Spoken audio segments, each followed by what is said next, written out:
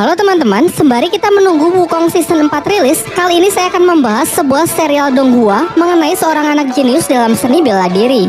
Tanpa berlama-lama langsung saja ke ceritanya.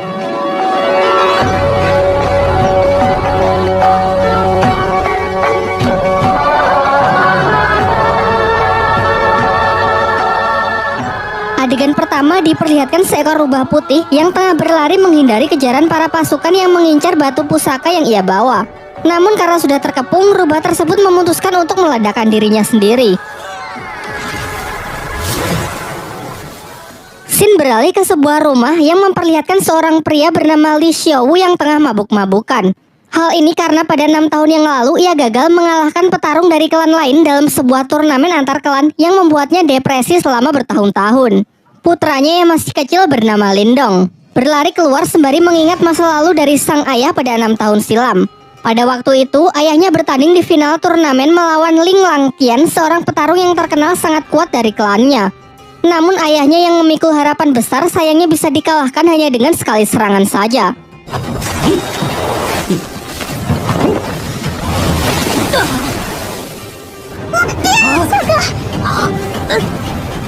Tak hanya itu, Ling Langqian juga mengambil aura milik ayah Lindong. Singkat cerita, beberapa tahun pun telah berlalu dan Lindong kini telah tumbuh remaja. Pada suatu ketika, ia terlibat perkelahian dengan sepupunya yang bernama Ling San bersama teman-temannya yang membuat ia terperosok ke dalam jurang. Dirinya yang sudah terbaring lemas secara kebetulan darahnya menetesi sebuah batu pusaka peninggalan rubah di awal film, membuat batu itu hancur dan ia pun terjatuh. Di dalam gelapnya tempat itu, batu tersebut memancarkan cahaya keemasan yang membuatnya terbangun. Namun saat tersadar ia merasa heran dengan tanda bercahaya yang muncul di telapak tangannya serta luka-lukanya yang sudah sembuh.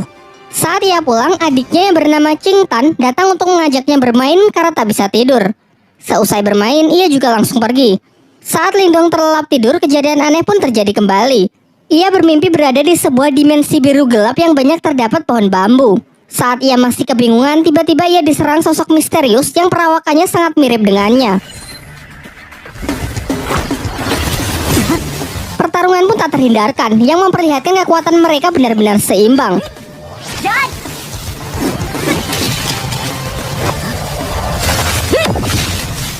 Di pagi harinya saat ia terbangun, ia dikagetkan dengan suara adiknya yang berteriak dari luar. Ternyata kelompok Ling San datang dan mengganggu Qing Tan untuk merebut rumput obat yang ia bawa. Lindong yang bergegas datang mencoba melindungi adiknya dari anak-anak berandalan tersebut.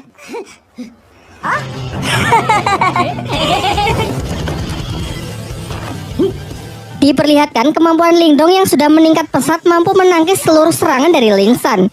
Hingga ia akhirnya menyadari bahwa ia telah mengaktifkan teknik rahasia yang bernama tinju 7 suara.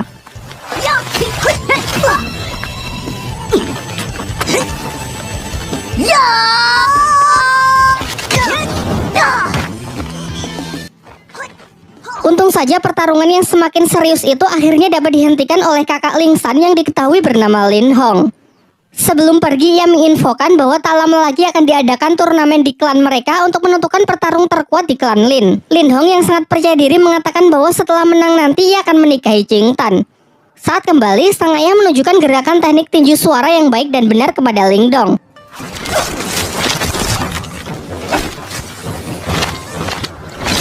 Ia pun berjanji akan melatih Lindong menggunakan berbagai teknik lainnya guna mempersiapkan diri untuk mengikuti turnamen.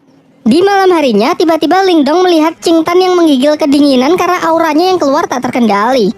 Secara mengejutkan, tanda cahaya di tangan Lindong menyerap aura dari adiknya tersebut dan mengubahnya menjadi 3 mutiara.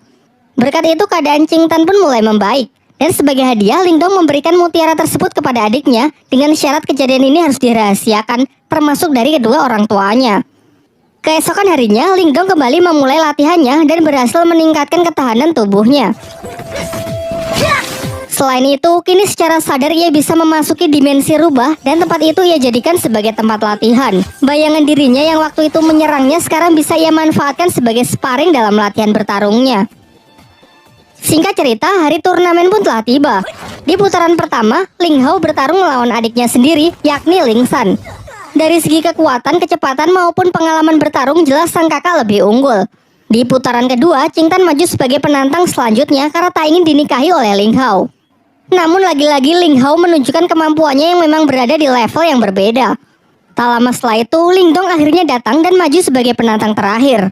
Dalam pertempuran itu, semua dibuat sangat terkejut melihat peningkatan kekuatan tempur Lingdong, ditambah lagi ia mampu menggunakan teknik tinju 7 suara. Belum lagi peningkatan durability-nya yang mencapai level tinggi dapat menahan seluruh tekanan yang diberikan oleh Ling Hao. Tak hanya mampu menangkis seluruh serangan dari lawannya, Lingdong yang mampu mempraktekkan latihannya di dalam dimensi lain dapat melancarkan serangan-serangannya yang secara akurat membuat Ling Hao sangat kewalahan.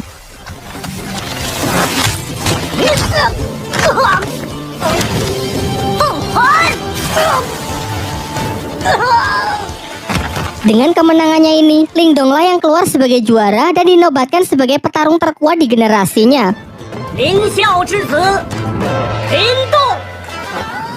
Setelah turnamen berakhir, kakek Lingdong selaku ketua klan Lin menjelaskan kepada kedua putranya bahwa dua klan tetangga, yakni klan Lei dan klan Xin akan bergabung melalui pernikahan anak-anak mereka.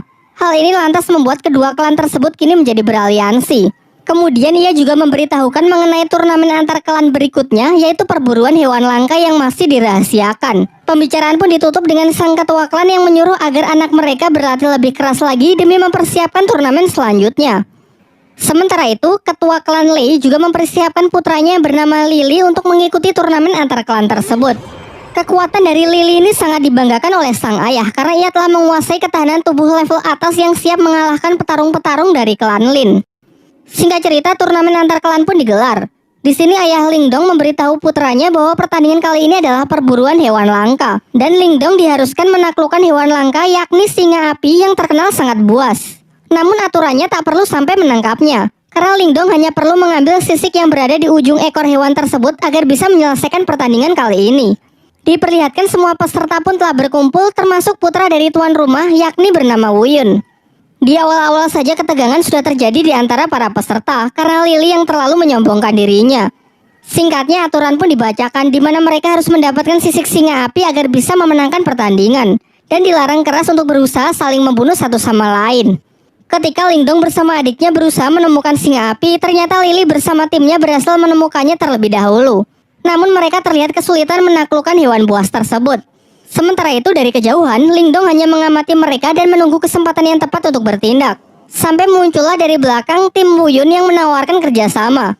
Wu Yun berencana menyerang si singa api saat hewan itu sudah kehabisan tenaga akibat pertarungannya melawan tim Lily. Merasa hal ini cukup menguntungkan, Lingdong pun sepakat dengan rencananya dan bersedia menjalankan kerjasama tersebut. Setelah menunggu momen yang tepat, mereka pun bersama-sama menyerang tim Lily. Lingdong menyuruh Wu Yun untuk fokus kepada si singa api, sementara ialah yang akan menghadapi Lily.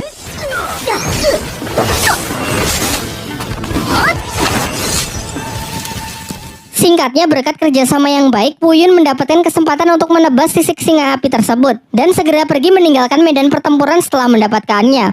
Sayangnya Wu Yun yang terlalu senang akhirnya lengah dan masuk ke dalam jebakan Lily yang sebenarnya sudah disiapkan untuk menangkap si singa api. Saat Lingdong menyusul, ia terlambat karena Lily sudah mengambil sisik singanya dan dengan kejam menendang Wu Yun hingga terperosok ke dalam sarang si singa api. Lingdong yang memiliki jiwa setia kawan mengabaikan sisik singa itu dan segera menyusul Wu Yun untuk mencoba menyelamatkannya. Sedangkan Lily bersama timnya telah kembali dan dengan bangga menunjukkan sisik singa api yang telah ia dapatkan. Ia juga menceritakan bahwa Wu Yun dan Lingdong mungkin tak akan kembali karena sudah mati akibat kecerobohannya terpeleset jatuh ke dalam sarang si singa api. Akan tetapi di tengah ketegangan itu, secara mengejutkan Lingdong dan Wu Yun ternyata berhasil kembali dengan selamat. Tetapi Lily tetap yakin kalau ialah pemenangnya karena telah membawa sisik si singa api. Di sini semuanya dibuat kembali terkejut melihat Lingdong dan Wu Yun yang justru membawa dua anak singa api. Kemudian Lingdong menceritakan mengenai kejadian yang sesungguhnya, mengenai Lily yang sudah melanggar aturan dengan berusaha membunuhnya. Tapi setelah masuk ke dalam sarang singa api, di sana mereka malah menemukan dua anak singa api yang terlantar karena induknya mati setelah sisiknya diambil. Karena merasa kasihan, akhirnya mereka pun sepakat membawa dua hewan tersebut. Kini telah diputuskan bahwa ketiganya berhasil menyelesaikan pertandingan ini dengan baik. Namun tetap saja hanya akan dipilih satu pemenang, di mana mereka diharuskan bertarung untuk menentukan siapa yang terkuat dan layak mendapatkan gelar Raja Pemburu. Akan tetapi ketua dari klan Lei yang sangat menginginkan bayi singa api yang merupakan hewan sangat langka, ia pun mengusulkan untuk membuat taruhan dengan pertarungan anak-anak mereka. Kesepakatannya, jika ketua Lei menang, maka bayi singa Lingdong akan menjadi miliknya. Dan jika ia kalah, ia bersedia menyerahkan pabrik kayu milik klannya. Pernyataannya ini sontak membuat semuanya sangat terkejut karena pabrik kayu adalah aset yang sangat berharga milik klan Lee dan ia mau bertaruh demi bayi singa tersebut. Sempat terjadi kekhawatiran karena kepercayaan diri dari ketua Lee ini bukan tanpa alasan. Putranya tersebut memanglah terkenal memiliki kemampuan di atas rata-rata dari anak-anak lain. Namun Lindong menepis kekhawatiran itu dan siap menerima tantangan yang dilemparkan. Singkat cerita, pertarungan mereka pun dimulai. Di awal, Lily dengan bangga menunjukkan kalau dirinya telah mencapai kekuatan tingkat Yuan duniawi. Namun Lindong juga menunjukkan level yang sama dengan Lily yang membuat semuanya sangat terkejut. Terungkap bahwa ternyata kemarin sebelum berangkat turnamen, sang ayah memberi Lindong mutiara yin, yaitu semacam pil penambah aura. Diperlihatkan dalam pertarungan itu mereka pun saling menyerang dan menangkis. Mungkin karena masih belum terbiasa dengan kekuatan barunya, Lindong nampak masih kesulitan saat mengatur pola serangannya. Akan tetapi lambat laun ia berhasil mengendalikannya semakin baik untuk bisa mengimbangi Lily. Sampai ketika Lily menambah kecepatannya, barulah terlihat kembali Lindong yang dibuat kewalahan. Dengan peningkatan kekuatan yang signifikan serta teknik rahasia petir dari klannya yang tergolong tingkat atas, Lily terus melakukan pressing membuat lawannya hanya bisa bertahan.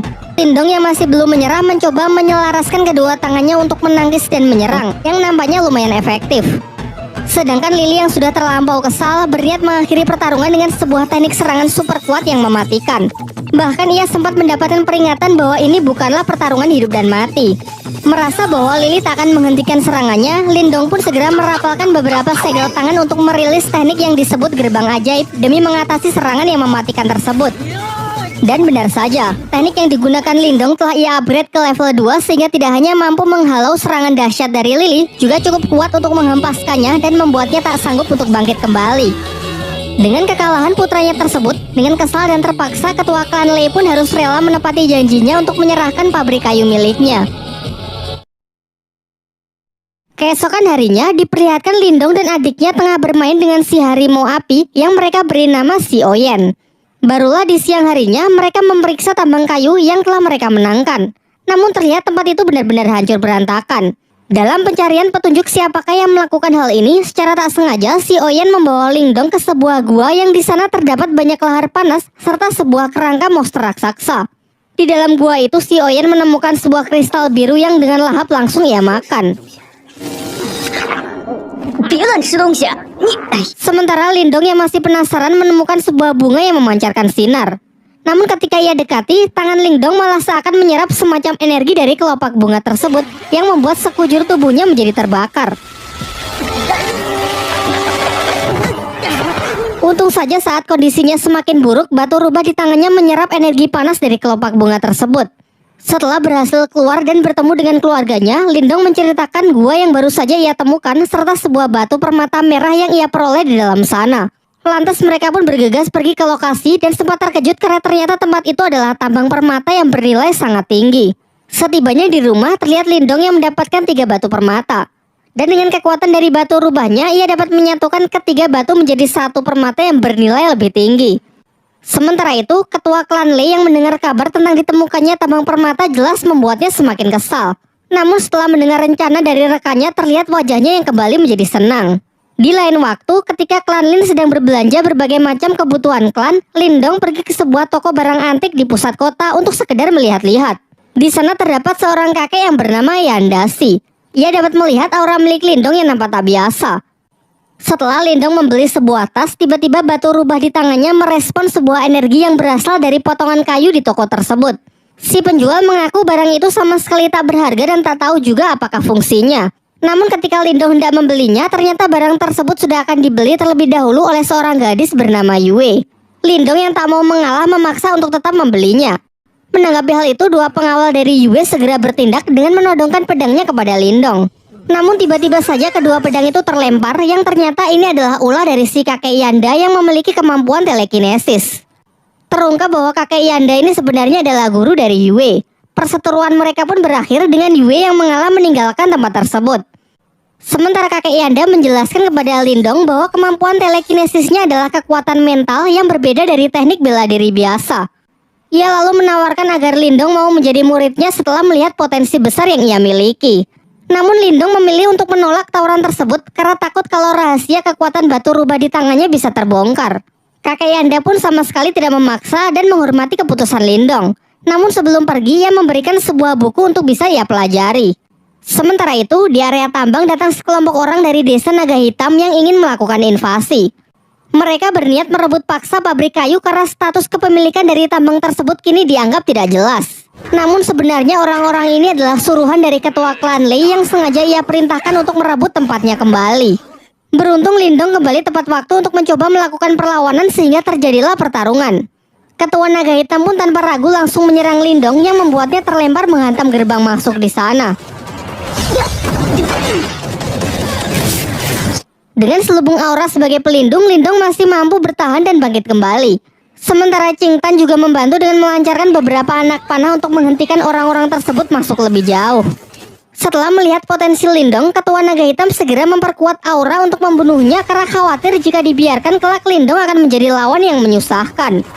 Sementara Lindong setidaknya masih mampu bertahan meskipun digempur dengan berbagai macam serangan yang mematikan. Selain itu terlihat juga ia mengupgrade gerbang ajaib ke level 3 yang mampu mengimbangi kekuatan dari lawannya tersebut.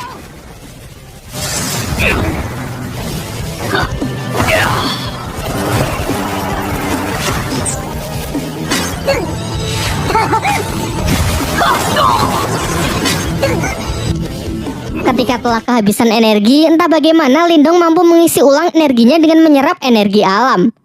Ia pun meminta Qing Tan bersama Si Oyan agar mengulur waktu setidaknya sampai energinya terisi penuh. Jelas hal ini sama sekali tidak mudah, terlebih lagi karena bagaimanapun juga mereka telah kalah jumlah. Hingga saat salah seorang musuh berhasil melukai Lindong, seketika Lindong bangkit serta luka-lukanya bisa sembuh dengan sangat cepat karena energinya yang terkumpul telah lebih dari cukup.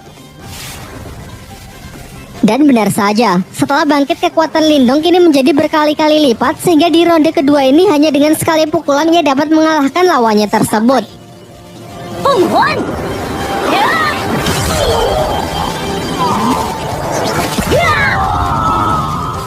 Ketua klan Lei yang mendapatkan kabar bahwa orang-orangnya berhasil dikalahkan sangat terkejut. Terlebih lagi yang mengalahkannya hanya Lindong yang cuma seorang diri.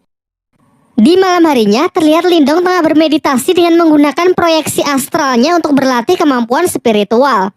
Terinspirasi dari kakek Yanda yang ia temui beberapa waktu yang lalu, ia juga mencoba latihan teknik telekinesis dengan mengendalikan benda-benda kecil di tempat tersebut.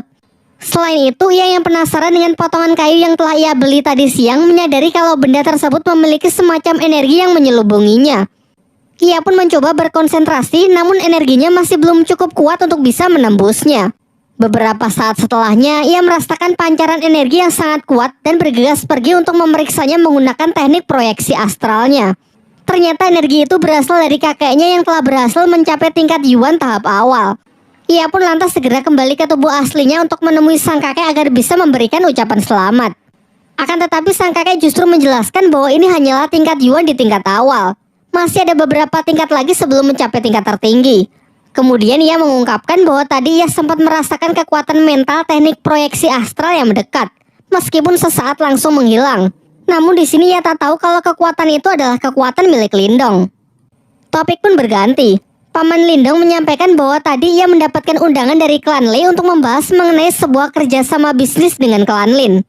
Singkatnya, setelah cukup berdiskusi, mereka pun sepakat untuk menghadiri undangan tersebut. Keesokan harinya, mereka mendatangi rumah utama milik klan Lei.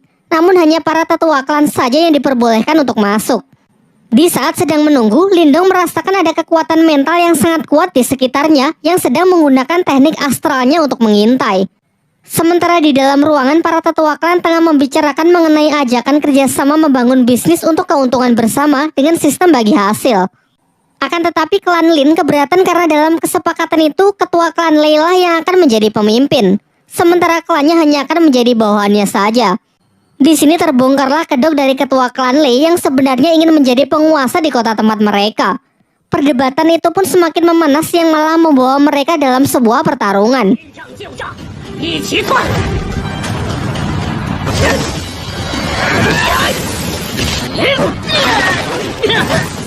Di tengah pertarungan mereka, datanglah Wu Yin, pemimpin dari sekte Serigala Darah yang memihak kepada ketua klan Lei karena sudah dijanjikan akan diberikan keuntungan 60% dari bisnis yang hendak dijalankan. Diceritakan bahwa Wu Yin ini menguasai kekuatan mental tingkat tinggi. Dan benar saja, satu persatu dari mereka dapat dijatuhkan dengan sangat mudah.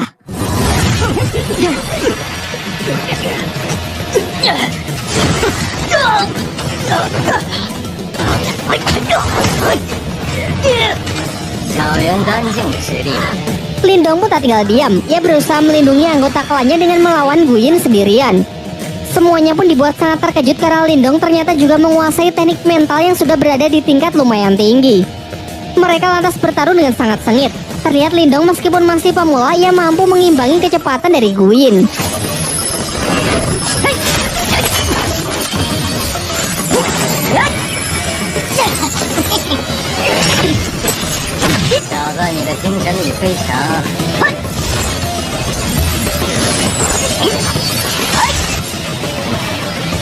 Sampai mereka saling mengadu teknik astral melalui duel udara, namun sayangnya tetap saja Wu Yin lebih unggul dan mampu menekan Lindong.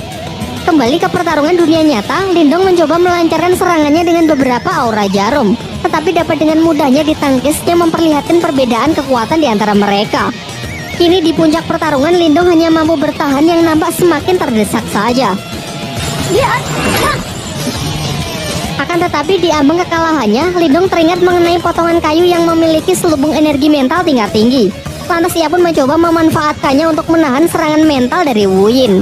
Melebihi ekspektasi, ternyata hal ini benar-benar efektif. Benda tersebut cukup kuat untuk menangkal energi mental tingkat tinggi. Bahkan selain menahan, kayu itu juga mampu menyerap serangan dari energi spiritual yang kemudian ditransfer masuk ke dalam tubuh Lindong. Dengan ini Lindong pun bisa membalikkan keadaan. Wu Yin yang kekuatannya telah terkuras habis tak lagi mampu menahan serangan dari Lindong yang sudah meningkat berkali-kali lipat sehingga ia harus menerima kematiannya.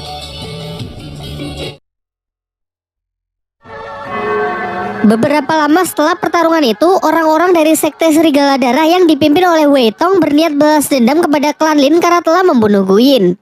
Kakek Lindong mencoba menjelaskan bahwa Wu Yin lah yang bersalah karena telah ikut campur dan membantu ketua klan Lei untuk menindas klannya. Ia pun kemudian menawarkan sebuah jalur damai dengan menanyakan apa yang perlu dilakukan agar Wei Tong bisa melupakan dendamnya tersebut. Wei Tong menjawab bahwa ia mau orang yang telah membunuh Wu Yin dan tabang permata milik klan Lin diserahkan kepadanya, serta seluruh orang dari klan Lin harus bersedia menjadi budaknya. Jelas kakek Lindong pun menolak hal itu sehingga pertarungan pun tak terelakkan. Sayangnya Wei Tong yang telah mencapai tingkat Yuan level atas dengan mudah bisa mengalahkan kakek Lindong. Sampai akhirnya Lindong datang dan menyatakan akan mengalahkan Wei Tong seorang diri, mengingat dirinya lah yang harusnya bertanggung jawab atas kematian Wu Yin. Tanpa basa-basi, Wei Tong pun langsung melancarkan serangannya terlebih dahulu. Dengan lincah, Lindong memanfaatkan teknik jarum biru sebagai pinjakan untuk melayang. Beberapa tembakan anak panah dilancarkan untuk berusaha menjatuhkan Lindong, termasuk menggunakan anak panah yang dilapisi aura, namun bisa ia hindari dengan sangat mudah.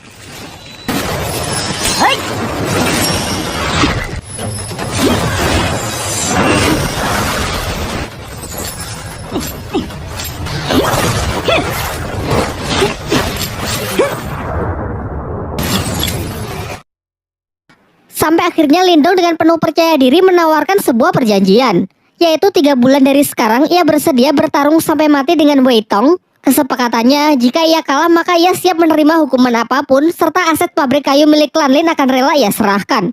Namun jika ia yang menang, maka masalah balas dendam Wu Yin akan dianggap selesai. Pada awalnya Wei Tong menolak karena sekarang saja ia bersama pasukannya sudah cukup untuk menaklukkan klan Lin. Namun setelah melihat kemarahan dari Si Oyan serta kemampuan Lindong yang bisa mengalahkan bahkan nyaris membunuh para kroco itu, akhirnya Wei Tong pun sepakat.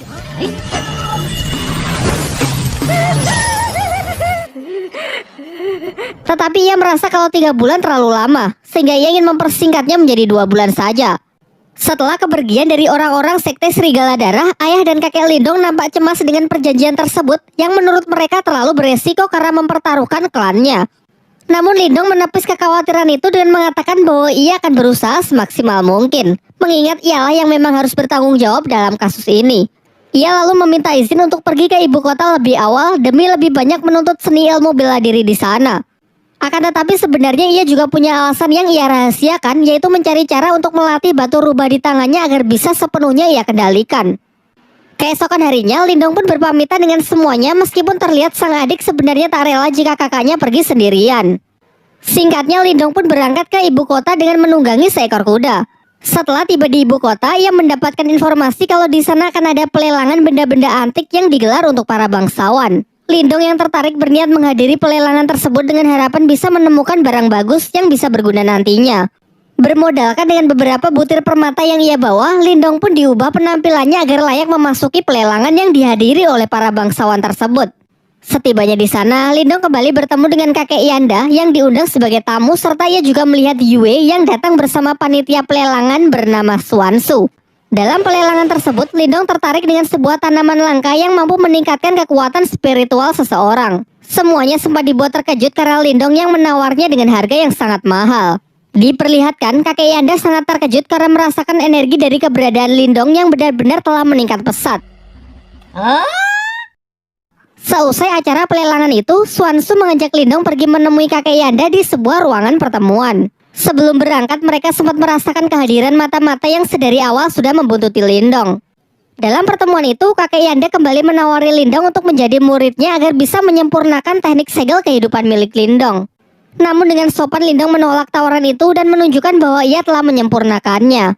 Hal ini sontak membuat semuanya sangat kagum karena Lindong dapat melakukannya dalam waktu yang relatif singkat. Kemudian barulah dijelaskan bahwa segel kehidupan adalah dasar dari ahli kekuatan mental. Segel ini dibagi menjadi 3 jenis, yakni segel kehidupan, segel duniawi, dan segel surgawi. Segel kehidupan adalah yang paling umum, sementara segel terkuat adalah segel surgawi yang konon katanya memiliki kekuatan di luar nalar manusia. Singkat cerita, Lindong bersedia menceritakan masalah klannya yang sedang bersinggungan dengan sekte Serigala Darah serta kesepakatannya untuk bertarung hidup dan mati melawan Wei Tong. Mendengar hal itu, Xuansu memberitahukan bahwa terdapat sebuah kolam surgawi yang berisikan energi murni yin dan yang dari sumber kolam tersebut. Kabarnya jika seseorang memasuki kolam itu maka dapat meningkatkan kekuatan spiritualnya, dan kabar baiknya baru-baru ini ditemukan keberadaan kolam surgawi tersebut, namun sayangnya berada di wilayah perbatasan desa dengan klan lain dan masih menjadi sengketa. Xuansu lalu juga menceritakan bahwa telah disepakati sebuah turnamen di mana pemenangnya berhak mengambil energi murni dari kolam tersebut. Tanpa pikir panjang, Lindong pun setuju untuk berpartisipasi dalam turnamen itu. Di lain waktu, Lindong kembali memasuki dimensi batu rubah, namun anehnya bayangan hitam yang selalu menjadi alat berlatihnya tak lagi muncul. Ia pun mencoba berkonsentrasi untuk menemukan sumber masalah. Dan tiba-tiba di sana muncul sesosok bayangan putih yang tak lain adalah si rubah putih itu sendiri. Rubah putih itu lalu memperkenalkan diri bahwa ia adalah jelmaan iblis celestial yang bernama Marta sekaligus pemilik dari dimensi ini. Ia juga menjelaskan bahwa dahulu ia sangat kuat berkat batu tersebut. Akan tetapi seiring berjalannya waktu, batu itu justru menyerap energi spiritualnya hingga menjadi sangat lemah. Akhirnya ia terpaksa hidup bersembunyi di dalam batu tersebut agar jiwanya tidak lenyap.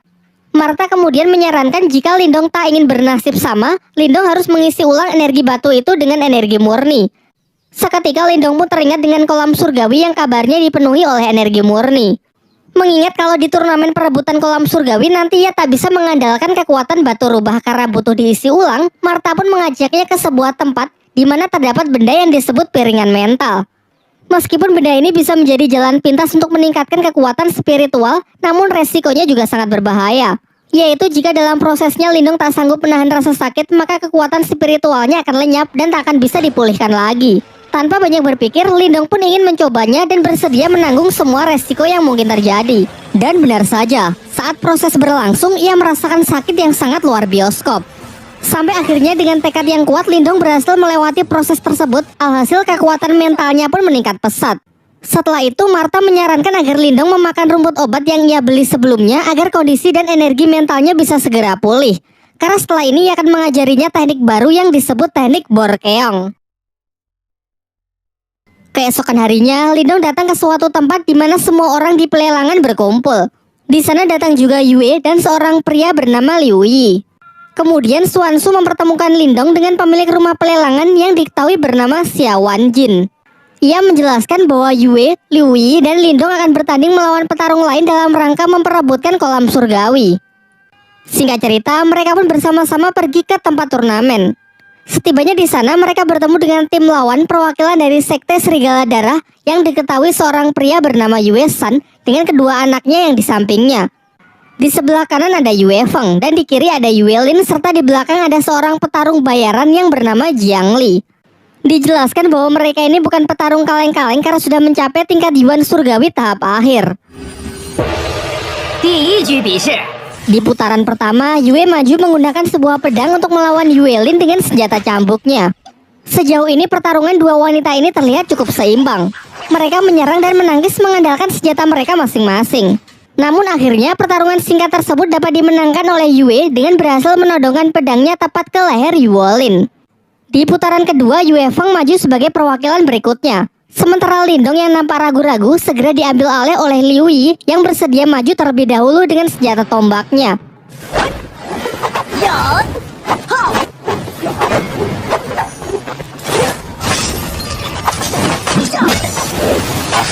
Di tengah pertarungan, Partha merasakan ada sebuah gejolak energi dari dalam kolam surgawi. Karena merasa penasaran, ia menyelinap dengan menggunakan proyeksi astralnya, kemudian masuk ke dalam kolam itu untuk memeriksa anomali energi tersebut. Namun karena ia hanya menggunakan wujud astralnya, ia tak sanggup menyelam terlalu dalam. Kembali ke arena pertarungan. Diperlihatkan kalau perwakilan tim lawan dapat memenangkan pertarungan di putaran kali ini. Pertarungan selanjutnya adalah babak penentu, di mana Lindong akan menjadi harapan terakhir untuk bisa mendapatkan hak dari kolam surgawi. Dengan nada yang sedikit menggoda, Xuanzu menyemangatinya agar bisa memenangkan pertarungan penentu tersebut. Sementara di pihak lawan, Jiang Li si tentara bayaran maju untuk menghadapi Lindong. Di awal, Jiang Li mengatakan bahwa ini akan menjadi pertarungan sampai mati. Jadi jika ingin menyerah, inilah saatnya. Namun Lindong sama sekali tak gentar dengan gertakan itu dan segera bersiap memasang kuda-kudanya. Serangan pertama dapat ia tangkis dengan mudah. Dilanjutkan dengan beberapa gerak serangan juga ia lancarkan untuk mencoba mencari titik lemah dari pertahanan lawannya. So far, nampak keduanya masih seimbang sampai mengadu kekuatan aura mereka. Cukup khawatir melihat kekuatan Jiang Li yang telah mencapai tingkat Yuan Surgawi. Namun tak kalah mengejutkan kalau menyaksikan energi mental tingkat tinggi Lindong yang seketika mampu menghentikan pergerakan lawannya. Dilanjutkan dengan serbuan jarum aura yang semakin merepotkan Jiang Li.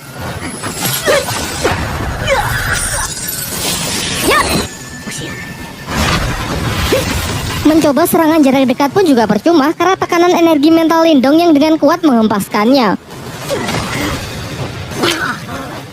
Saat semua merasa kalau Lindong telah memenangkan pertandingan itu, Jiang Li bangkit dengan aura merah yang membara. Ternyata ia menguasai sebuah teknik rahasia yang memungkinkan seseorang mengkonversikan darahnya menjadi energi.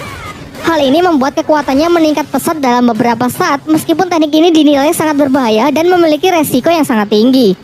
Beberapa kali serangan pun dilancarkan yang hanya dapat Lindong hindari. Bahkan serbuan jarum aura pun benar-benar sudah tidak mempan. Sebagai serangan penutup, Jiang Li memusatkan energinya di tangan untuk menciptakan serangan mematikan yang berwujud tangan merah raksasa. Sementara Lindong bersiap dengan teknik barunya yang diajarkan oleh Martha, yaitu teknik Borkeong. Bentrokan teknik yang sangat kuat itu pun menghasilkan gelombang yang menggentarkan langit dan bumi.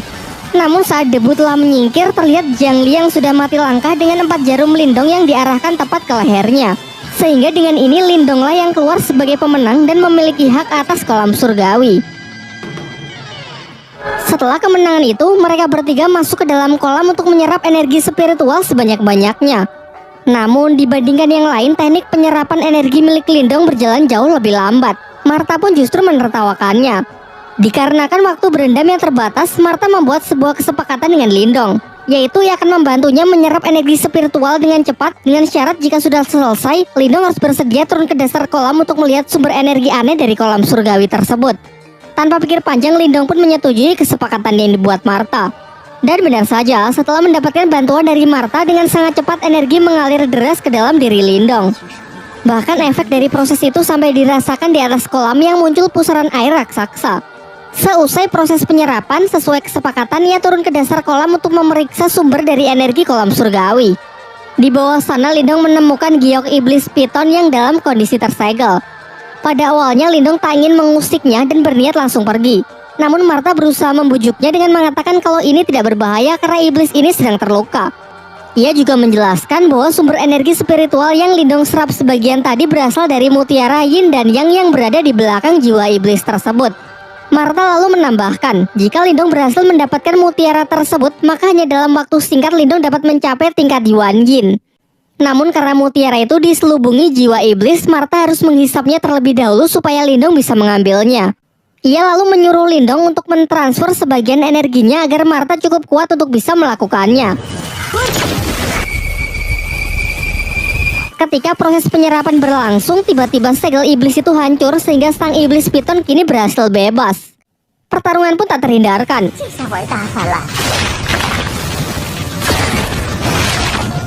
Di sini Marta berusaha mengalihkan perhatian ular piton itu supaya Lindong memiliki cukup waktu untuk mengambil mutiaranya.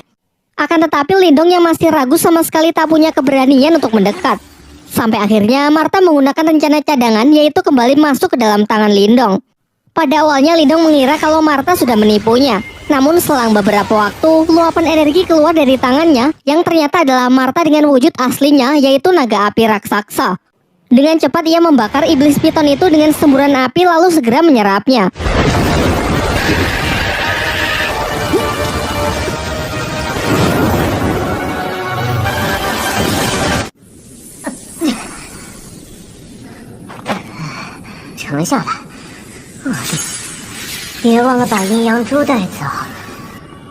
Setelah mereka semua kembali, Xiao Wanjin dan yang lainnya merasa khawatir dengan kondisi Lindong yang terlihat sangat pucat akibat penyerapan energi dari kolam surgawi yang dinilai terlalu banyak. Namun Lindong menepis kekhawatiran itu dengan mengatakan kalau dirinya baik-baik saja.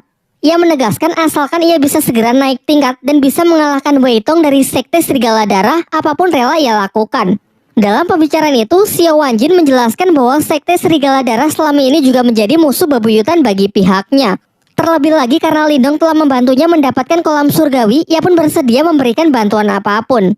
Di akhir pembicaraan, Suanshu memberikan buku langka dari pelelangan kemarin yang berisi teknik-teknik rahasia agar bisa Lindong pelajari demi mempersiapkan dirinya agar bisa menang melawan Wei Tong. Di malam harinya, Lindong mempelajari buku pemberian Suanshu untuk mengendalikan energi yang telah ia serap sebelumnya. Ia kemudian kembali masuk ke dalam dimensi rubahnya. Di sana ia melihat bayangan dirinya yang kini telah pulih. Bahkan bayangan tersebut juga telah membuka aliran energi spiritual tingkat 22 Vena. Lantas ia pun segera menirukan gerakan dari bayangan itu dan seketika ia juga berhasil membuka aliran energi spiritual tingkat 22 Vena. Sekaranglah saatnya ia mencoba mutiara yin yang ia dapat dari kolam surgawi. Pertama-tama dengan menggunakan energinya sendiri, ia mencoba memurnikan mutiara tersebut. Meskipun di percobaan pertama ia sempat gagal, sampai akhirnya dengan mengerahkan seluruh tenaganya, ia berhasil menetralkan mutiara itu yang kemudian langsung ia telan.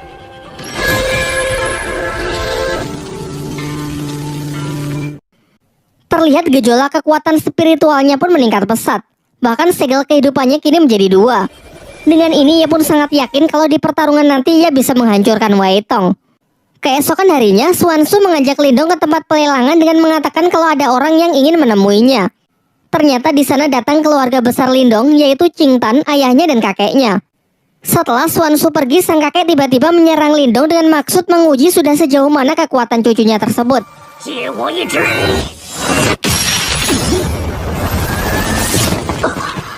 Dan setelah beradu kekuatan, hasilnya benar-benar mengejutkan karena kini Lindong telah mencapai tingkat Yuan dan awal. Kakeknya lalu menjelaskan bahwa dalam sejarah klan Lin, Lindong adalah orang termuda yang bisa mencapai tingkat tersebut. Singkat cerita, hari pertarungan pun telah tiba, di mana Lindong harus berhadapan melawan Wei Tong dari Sekte Serigala Darah dalam pertarungan hidup dan mati. Semua orang datang menyaksikan pertarungan mereka, termasuk keluarga Lindong. Namun tanpa mereka sadari ada mata-mata dari pihak Wei Tong di belakang mereka. Ketika nama mereka disebut, Lindong dan Wei Tong segera memasuki arena. Superhero landing. Di sini Wei Tong cukup terkejut melihat peningkatan kekuatan Lindong yang juga sudah mencapai tingkat Yuan dan awal. Wei Tong lalu maju untuk memulai serangannya yang dengan cepat langsung disambut dengan baik oleh Lindong. Sayangnya peningkatan kekuatan Wei Tong juga tak kalah mengesankan. Ia berhasil menekan Lindong hingga hampir jatuh keluar arena. Namun ternyata arena pertarungan mereka dilindungi semacam penghalang dari energi mental yang mencegah para petarung melarikan diri. Hal ini dianggap wajar karena mereka telah menyatakan akan bertarung sampai mati. Wei Tong kembali melancarkan serangannya, yaitu pukulan keras bertubi-tubi. Sementara Lindong terlihat kewalahan menahan tekanan yang terus diberikan. Sejauh ini nampaknya Wei Tong lah yang menguasai jalannya pertempuran. Teknik demi teknik Lindong lancarkan akan tetapi sama sekali tak berefek. Ialah yang justru menerima pukulan mentah dari Wei Tong yang tepat mengarah ke dadanya. Terdengar sorak dari para penonton yang meragukan Lindong membuat pihaknya semakin cemas kalau Lindong tak akan mampu bertahan.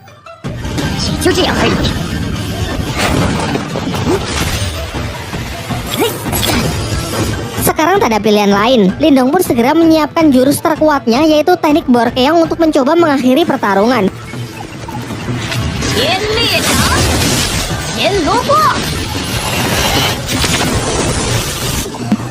Sebenarnya serangan Lindong ini bisa saja mengalahkan Wei Tong. Namun Wei Tong menggunakan cara licik dengan menyuruh mata-matanya menyandera Qing Tan sehingga membuat Lindong kehilangan konsentrasinya. Sementara kakek Yanda berusaha membantu dengan mencoba mendekati mata-mata tersebut. Di arena, Lindong benar-benar tidak bisa fokus bertarung karena melihat adiknya dalam bahaya. Alhasil serangan-serangan Wei Tong pun banyak yang masuk.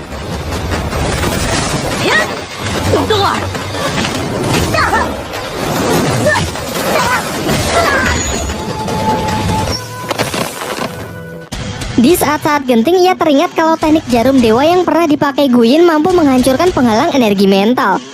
Kemudian ia kembali mengeluarkan jurus Borkeong untuk berpura-pura menyerang Wei Tong, namun sebenarnya ia menyelinapkan jarum dewa untuk menembus penghalang spiritual arena demi menolong Qing Tan.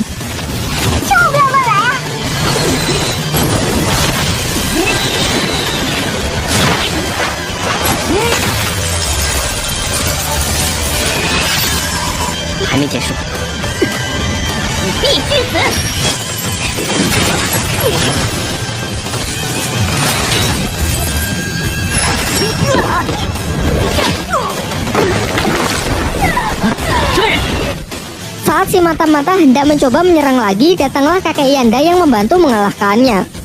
Kini setelah adiknya berhasil selamat, Lindong pun bisa kembali fokus bertempur melawan Wei Tong dengan emosi yang benar-benar telah mencapai puncaknya.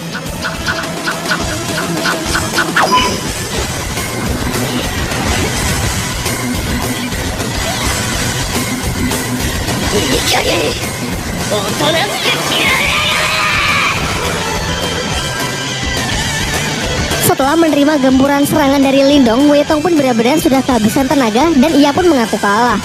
Namun Lindong malah mengatakan bahwa ini adalah pertarungan sampai mati, di mana pertarungan belum selesai jika tak ada salah satu pihak yang mati.